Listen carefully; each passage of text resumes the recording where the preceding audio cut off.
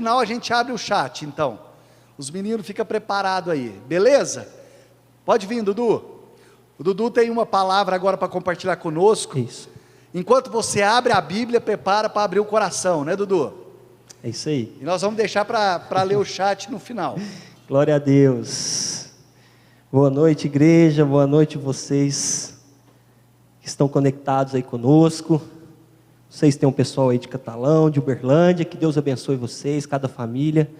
É um prazer, uma honra muito grande compartilhar uma mensagem aqui com vocês. E eu espero que de alguma forma o Senhor possa falar poderosamente aos nossos corações, em nome de Jesus. Lá no livro de 1 Coríntios, capítulo 15, quero ler apenas um versículo aqui com vocês.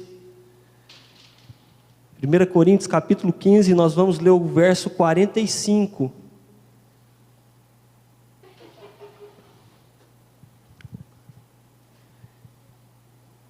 Diz assim: pois assim está escrito, o primeiro homem, Adão, foi feito alma vivente. O último Adão, porém, é espírito vivificante. Feche seus olhos. Senhor, nós te adoramos, te agradecemos por tudo que o Senhor fez aqui até agora. Um momento tremendo, ministração da palavra, das ofertas, de louvor, de adoração. Momento de entrarmos na tua presença com ousadia. Nós te agradecemos, meu Pai, porque grandes coisas o Senhor tem feito na sua igreja, no meio do teu povo. E agora nós nos apresentamos diante de ti esse momento tão importante, que é o momento da tua palavra, e que essa semente que vai ser lançada, ela caia numa boa terra, e que essa terra gere frutos, que essa semente gere frutos de arrependimento, de transformação, em nome de Jesus, amém. Igreja, a mensagem hoje que eu quero compartilhar com vocês, eu quero falar sobre 3 jardins. Conforme diz essa palavra, o primeiro Adão foi feito alma vivente, e o segundo Adão, espírito vivificante. Estamos aqui diante de 2 homens e 2 jardins também. O primeiro Adão representa o jardim do Éden, foi onde Deus colocou o homem, foi onde Deus ali promoveu experiências maravilhosas para o homem, onde Deus vinha ter com ele na viração do dia, sabe, Deus deu ao homem autonomia, tudo que o homem precisava, Deus estava ali presente, suprindo, deu a ele autoridade. Inclusive estava faltando uma mulher, Deus deu a ele uma mulher também, mas tudo começou no Éden. Então o primeiro Adão representa esse primeiro jardim, que é o Éden. O segundo Adão, que é espírito vivificante, aí eu me refiro a Cristo Jesus, nos faz lembrar do jardim do Getsêmani. Getsêmani foi onde Jesus foi preso, onde ele viveu um momento de muita angústia e tristeza. Foi um momento ali que Jesus ele passou, angustiado na sua alma profundamente. Então esse segundo Adão nos faz lembrar desse segundo jardim, que é o Getsêmani. Ambos tinham uma ordem clara, que era obedecer. Ambos tinham uma ordem de Deus. Então Adão, ele devia obedecer para não morrer. Essa era a ordem, porque Deus ordenou que não comesse do fruto do conhecimento do bem e do mal. Então a primeira ordem era obedecer para não morrer. E aí nós vemos que no Getsêmani a ordem é diferente, já Cristo sabia que a ordem era morrer. Então ambos tinham uma missão, ambos tinham uma palavra, e era a obediência a prova de uma vida realmente consciente de propósito. Vou repetir isso, queridos. A obediência é a prova de uma vida realmente consciente de propósito. Então é importante nós entendermos aqui a consciência de propósito de Cristo Jesus.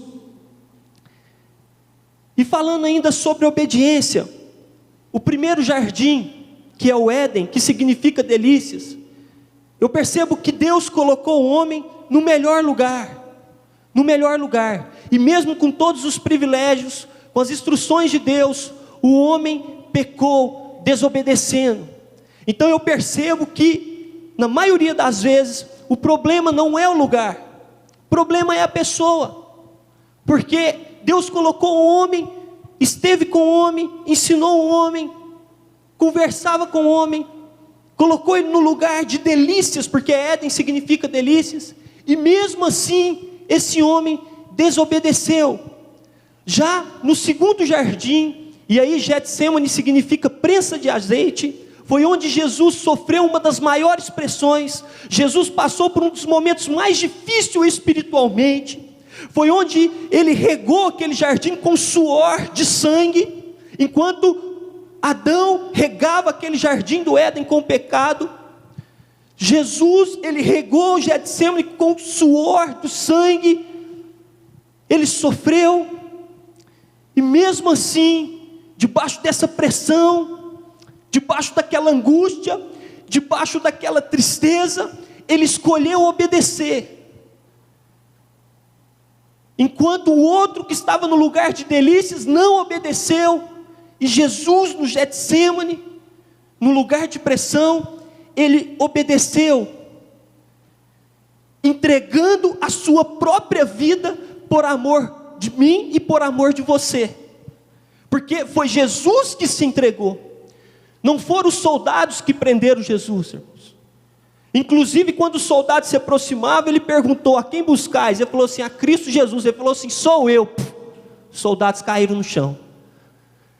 Então, irmãos, aqui eu vejo uma consciência de propósito. Por que ele obedeceu? Ele conhecia a sua missão, o seu propósito.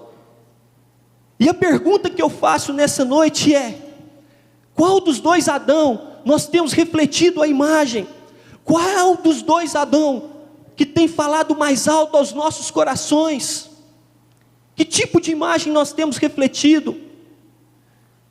E quando eu falo sobre as nossas vontades, porque no Éden, o primeiro Adão, ele abandona a direção divina para fazer a sua própria vontade, ele despreza a palavra, para fazer a vontade da carne.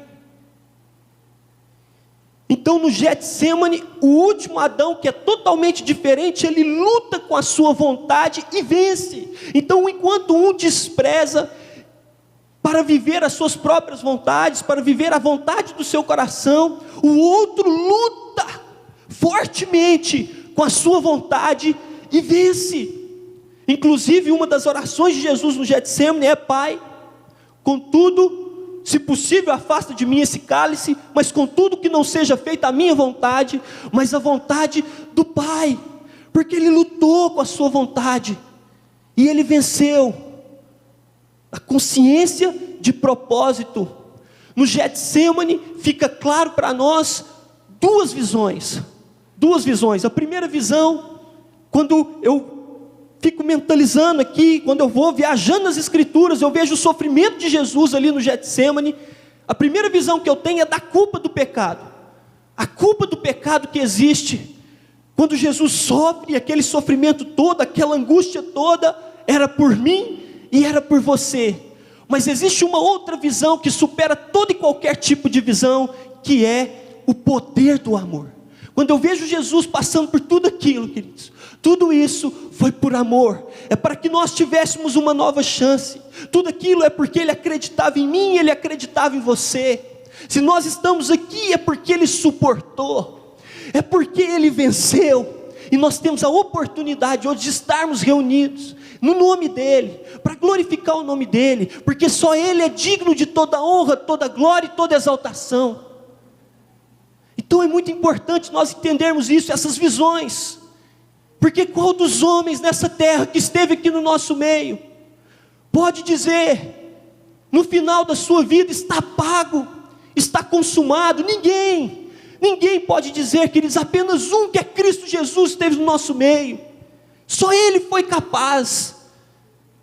E quando Ele diz está pago, está consumado, é para que tivéssemos vida, e vida com abundância. Quando o apóstolo Paulo diz lá que eu completei a carreira, eu combati o bom combate, eu guardei a fé, queridos, ele só pôde dizer isso porque lá atrás alguém venceu e disse: está consumado. Se nós estamos aqui hoje é porque lá atrás alguém venceu, alguém suportou, alguém obedeceu até o fim. Por isso que nós estamos aqui. Sabe quantas vezes estamos deixando a carne falar mais alto? Quantas vezes não estamos tomando a nossa cruz, não estamos cumprindo, não temos essa consciência de propósito, temos dificuldade em obedecer. Estamos meditando aqui aos cultos de domingo, o pastor Carlos falou sobre a mentira, ia falar sobre ignorância, mas sobre mentira. Quantas pessoas têm dificuldade de vencer, para fazer a sua própria vontade, para satisfazer a vontade do seu ego. As pessoas estão preocupadas, não uns com os outros, mas com si mesmo. Estão preocupados mais em fazer aquilo que lhe agrada. Quantas pessoas estão pouco se importando com o que Deus pensa, estão pouco se importando com o que está escrito na palavra. As pessoas dizem: eu quero ser feliz do meu jeito, sabe que nada pode me impedir, eu quero me sentir livre. Querido, escuta, o mundo não pode trazer a verdadeira felicidade só Cristo Jesus pode trazer. Você quer ser feliz, você quer ter paz, você quer colocar a cabeça no travesseiro e dormir, vem para Jesus, se arrependa, se entregue para Ele, e eu tenho certeza que Ele vai fazer uma obra na sua vida. A verdadeira felicidade, entenda isso, está em Cristo Jesus nosso Senhor, só Ele pode promover. Quando nós falamos sobre as nossas responsabilidades, porque quando procurado sobre a culpa, Adão disse que não era tutor de Eva, e que ela deveria assumir o erro. E aí está uma grande falha, as pessoas não querem assumir responsabilidade. Ele falou assim: a mulher que o Senhor me deu, e ela diz: foi a serpente, mas ninguém quer assumir a responsabilidade.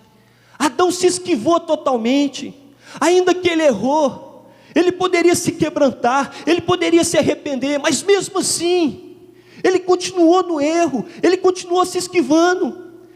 Será que nós somos assim, queridos? Será que nós estamos como o primeiro Adão? Ou nós estamos como o segundo Adão? Porque Jesus, ao ver a culpa sobre a vida dos homens, Ele pede ao Pai que perdoe os pecadores, aqueles que estão ofendendo, aqueles que estão esbofeteando. Ele fala assim: perdoa, meu Pai. Enquanto o outro está dizendo: ó, transfere, a culpa não é minha não, ele está falando assim: perdoa. Que tipo de imagem que nós temos refletido? Será que nós temos assumido as nossas responsabilidades? Quando ele estava ali numa cruz estendida, existia um malfeitor do lado dele. O malfeitor fala: lembra de mim quando estiver no paraíso. Ele fala assim: olha, hoje mesmo você vai estar comigo no paraíso. Escuta, queridos, enquanto o primeiro Adão nos tira do paraíso, o segundo Adão nos traz de volta para o paraíso. Ele nos devolve, Ele nos dá uma nova oportunidade. Às vezes você não começou muito bem, mas você pode terminar bem. Mas você está aqui, continue firme. Sabe por quê, queridos? Lúcifer começou como um querubim, mas terminou como um demônio. Adão começou no paraíso, mas terminou expulso do paraíso. Judas começou como discípulo, mas terminou como traidor. Mas quando eu olho para a vida de Saulo, ele começou como um perseguidor, mas ele terminou como um dos maiores implantadores de igreja, um homem de Deus, tremendo, usado. Ele nos dá a oportunidade de reconstruir a nossa história.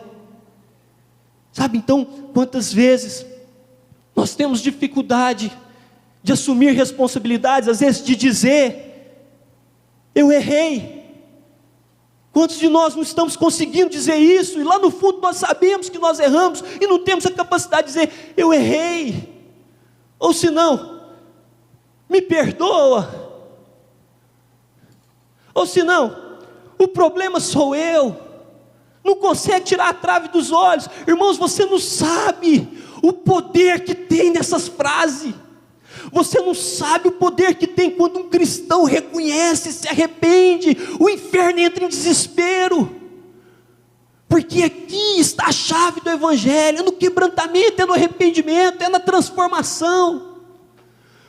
Por isso não tenha vergonha, não se intimide. Se você errou, peça perdão. Recomece, faça de novo, mas esteja sempre de cara limpa, com uma vida transparente. Esse é o propósito de Deus para as nossas vidas, porque há poder nessas palavras. É aí que o processo se inicia, é quando há o reconhecimento, é quando há o quebrantamento, aí Deus começa a operar, mas enquanto há dureza de coração, fica difícil, queridos. Nós precisamos amolecer o nosso coração, sabe, reconhecer, quebrantar, mudar de vida. Mas quando nós falamos sobre a nossa geração, e aí eu olho para o Éden, que é o primeiro jardim, porque ali no Éden, a humanidade, ela foi vencida. Mas quando eu olho para o segundo jardim, do Getsêmani, a humanidade, ela foi redimida. Eu vou repetir, no Éden, a humanidade, ela foi vencida, mas no Getsêmani, a humanidade, ela foi redimida. O que você quer para a sua próxima geração? O que Adão deixou de legado, foi morte, foi dureza, sabe, foi um espírito de destruição. Mas graças a Deus ali no Getsêmani, Jesus deixa um legado de bênção, de perdão, de graça, de amor, de misericórdia. Graças a Deus, sabe, o legado que Ele deixou, para que viesse uma grande família, de muitos filhos, semelhantes a Jesus. E graças a Deus, nós estamos aqui reunidos como família, porque ali no Getsêmani, a humanidade, ela foi redimida. E que tipo, de herança nós queremos deixar para a próxima geração? Qual o testemunho que nós temos deixado por onde nós passamos? Qual o testemunho que você tem deixado lá na sua casa? Para aqueles que te conhecem, lá no seu trabalho, como cristão, qual que é o seu testemunho? As pessoas pelo menos sabem que você é cristão. Qual é o seu comportamento? Por onde você passa lá na sua faculdade? Sabe como você se comporta? Então é muito importante nós deixarmos um legado de bênção por onde nós passarmos, através das nossas atitudes, porque pode ser que a única Bíblia que a pessoa vai ler é a minha e a sua vida. Por isso nós precisamos deixar um bom testemunho. E quando eu olho para Adão, na extensão de Adão, porque depois de Adão, na extensão dele, quem que vem? Caim, queridos, Caim, irmão de Abel, e você sabe que Caim, ele repete a atração pelas trevas, do rancor, e ele mata o seu irmão Abel, por inveja. Terrível isso. Olha o legado que Adão deixou, olha a extensão, ele repetindo. Mas quando eu vou para Jesus, eu vejo qual que é o legado que Jesus deixou. Na extensão de Jesus tem um jovem chamado Estevão, e ele repete o perdão, mesmo em meio ao pavor, porque aquele homem estava sendo perseguido.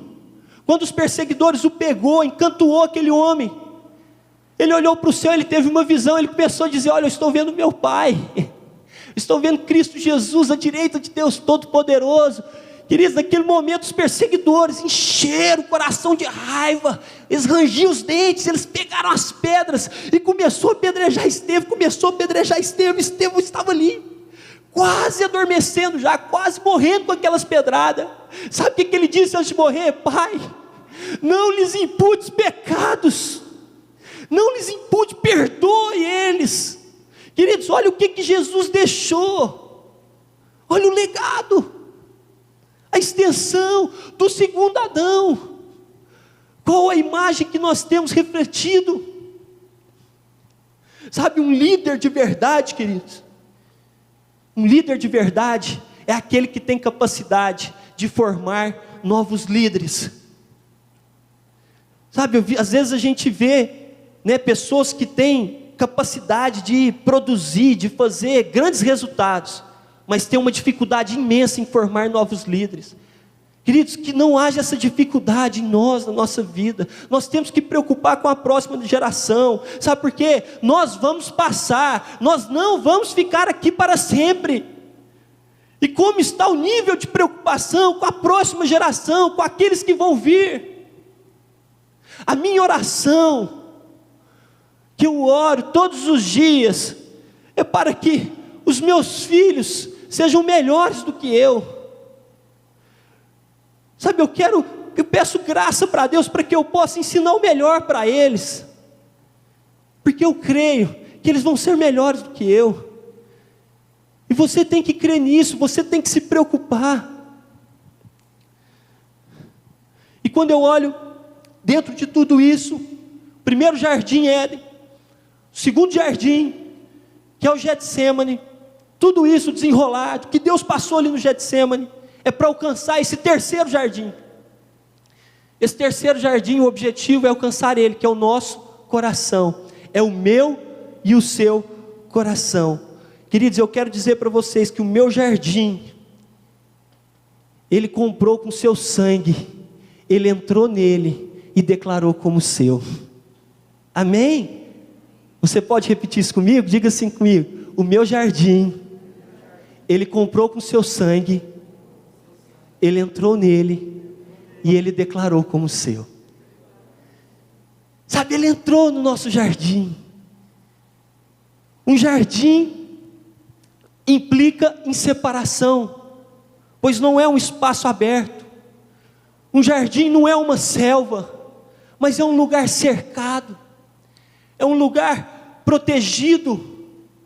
Sabe, será que o nosso jardim está cercado a ponto de não deixar o relativismo entrar dentro do nosso coração, do pecado entrar, das raposas entrar e fazer um grande estrago? Como está o seu jardim, que é o meu e o seu coração? É triste, é de cortar o coração, quando nós vemos cristãos relativizando, usando frases como: isso não tem problema, isso não tem nada a ver, você está sendo radical demais. Quantas vezes ouvimos frases assim de cristãos, queridos?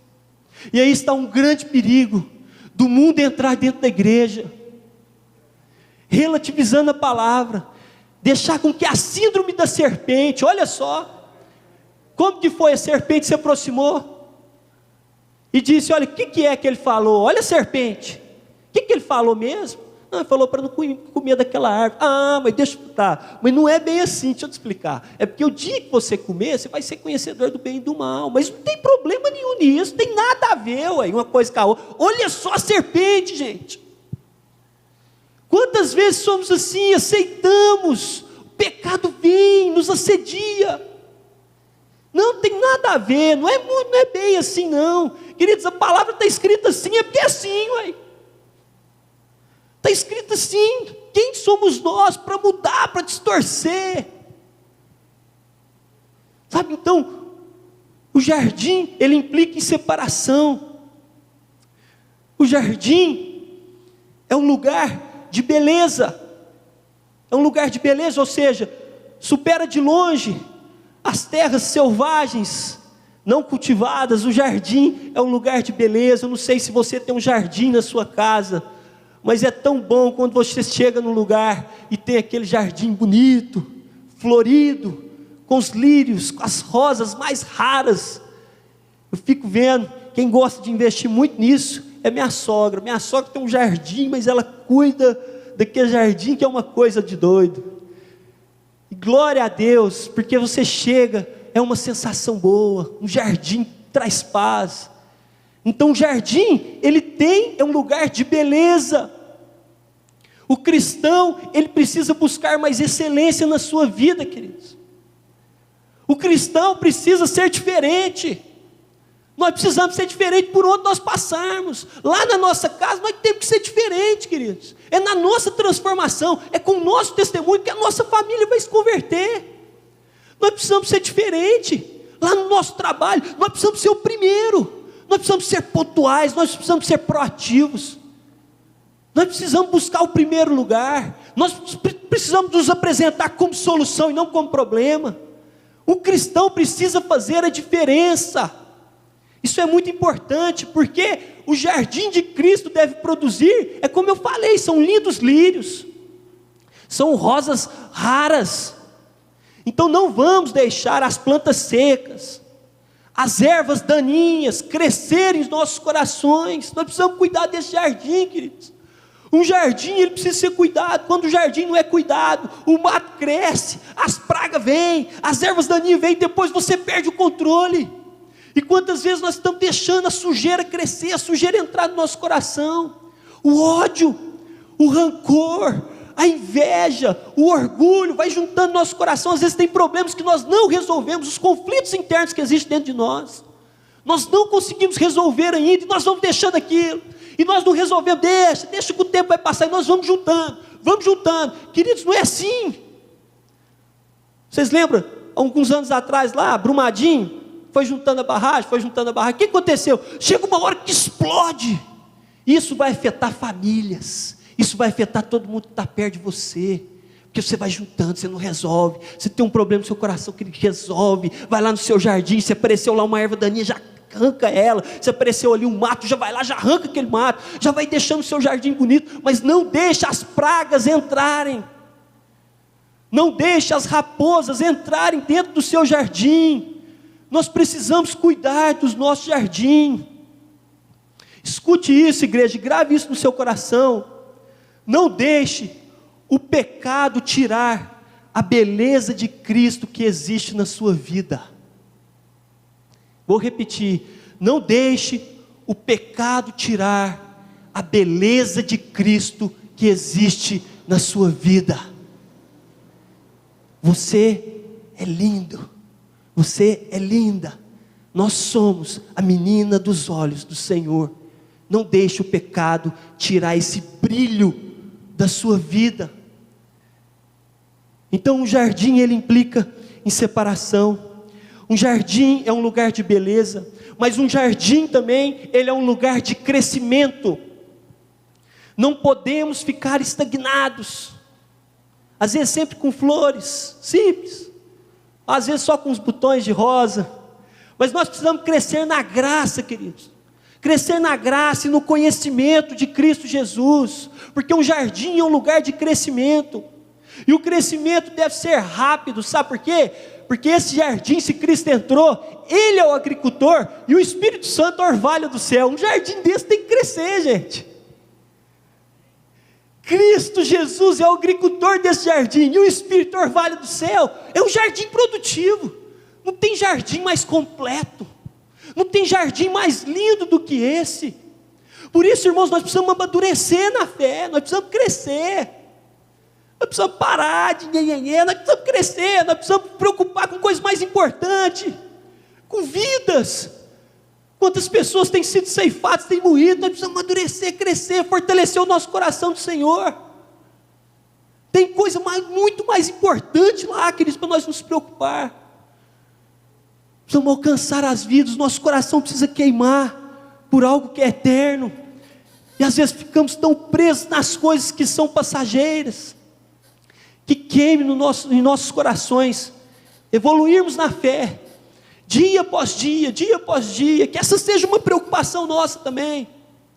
Eu fico vendo no meio secular, as pessoas, às vezes uma pessoa tem uma empresa, ela fica doida com a empresa dela crescer, ela trabalha, ela estuda, ela faz curso, minha empresa precisa crescer, a empresa cresce, ele falou assim, eu vou ter mais uma, eu vou ter uma filial, aí cresce uma outra filial, mais uma, 3, e vai crescendo, mais uma, 3, 4, eu vou ter um grupo, vou ter uma rede, e a pessoa vai crescendo, e a pessoa vai evoluir. Não tem nada de errado nisso não, queridos, glória a Deus.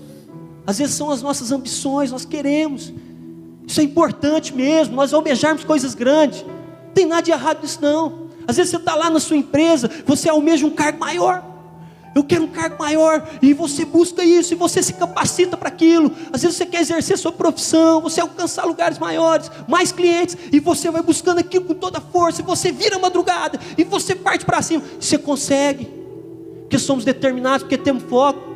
Como eu disse, tem nada a ver, tem problema nenhum, isso é importante, faz parte. Mas deixa eu falar, se nós tivermos essa mesma intensidade que nós temos, para buscar com as coisas de Deus, no conhecimento de Cristo Jesus, nós teríamos uma igreja muito mais saudável.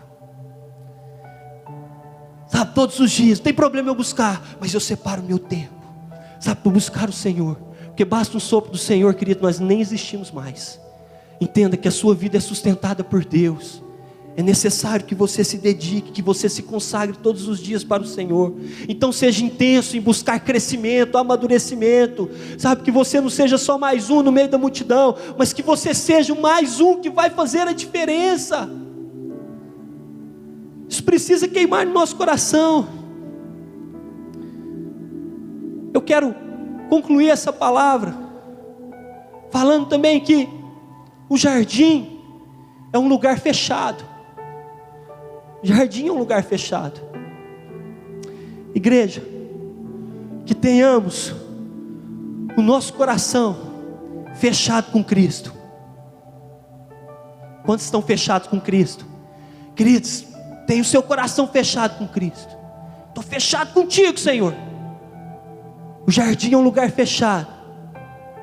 Por isso eu quero dizer para você, que não deixemos que nada, absolutamente nada, tome a primazia de Cristo Jesus em nossos corações. Nada. Irmãos, não deixe o dinheiro tomar o lugar de Cristo no seu coração. Não deixe a fama, os holofotes roubar o lugar de Cristo no seu coração.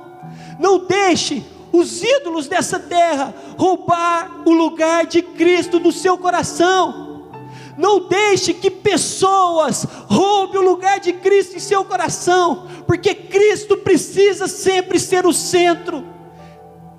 Não há nada mais importante do que Cristo Jesus nas nossas vidas.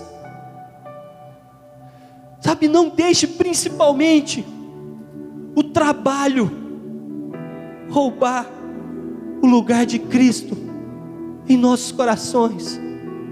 Por que eu estou dizendo trabalho? Porque vivemos tão atarefados.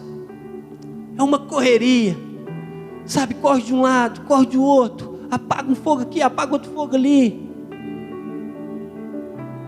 e você nem percebe, mas existem coisas, ou às vezes até mesmo pessoas, que têm roubado o lugar de Cristo no meu e no seu coração. Mas o nosso jardim precisa ser um jardim fechado com Cristo. Sabe, às vezes estamos com muito trabalho, como Marta, e não temos o espaço para Cristo que Maria teve. Estamos tão atarefados como Marta, que não temos o espaço para Cristo que Maria teve, e consequentemente não estamos nos assentando aos pés de Jesus como deveríamos, infelizmente.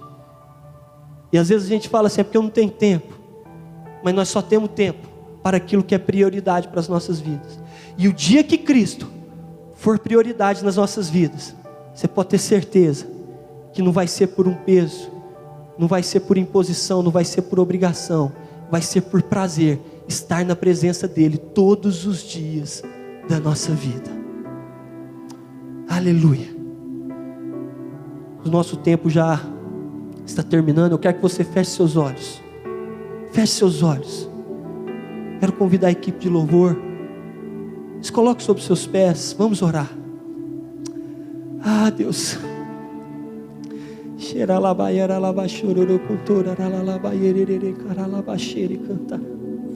Obrigado, Jesus. Obrigado. Como está o seu jardim? Você tem cuidado do seu jardim?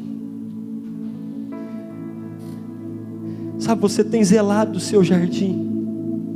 Eu não sei como você chegou nesse lugar. Eu não sei como você está, às vezes aí na sua casa. Às vezes o seu coração, sabe, o seu coração está apertado. Ou quem sabe o seu coração está como um coração de pedra, endurecido. Sabe, mas deixa o Espírito Santo regar com as águas do Espírito. Sabe, Cristo Jesus, Ele comprou esse jardim com o sangue dele. Ele entrou e declarou como seu. Sabe, entregue o seu jardim para o Senhor. Comece a declarar: Senhor, o meu jardim, o meu coração é teu, o meu coração é teu, o meu coração é teu, o meu coração é teu. Por isso, ó Deus, esteja desfazendo todo coração endurecido, amoleça, sabe, o coração que não consegue perdoar, que perdoe. Comece a transformar, Deus, visita, visita, visita. Nós cremos no poder do Senhor. Cristo Jesus, Ele é o agricultor, Ele cuida do meu e do seu jardim.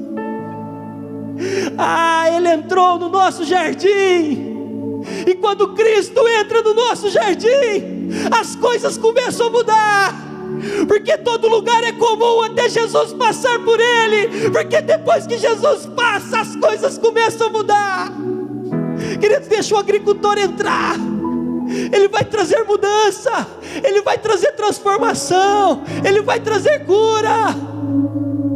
Receba a presença do Pai aí onde você está. Receba a presença de Deus. Santo, santo, santo. Nós te adoramos, Senhor. Te adoramos. Vem, Senhor, vem. Aleluia.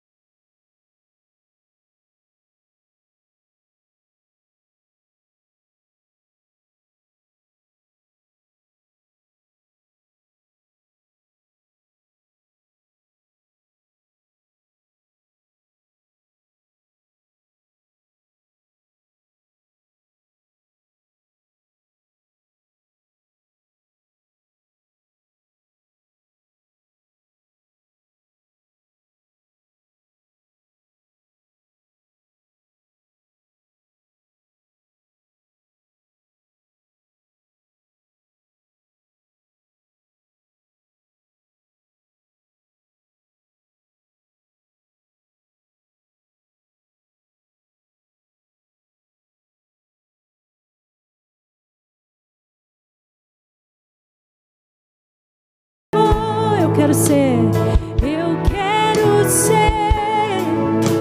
como um jardim fechado, regado e cuidado pelo teu Espírito. Flua em mim como um manancial no meu interior, com águas restaura o meu ser.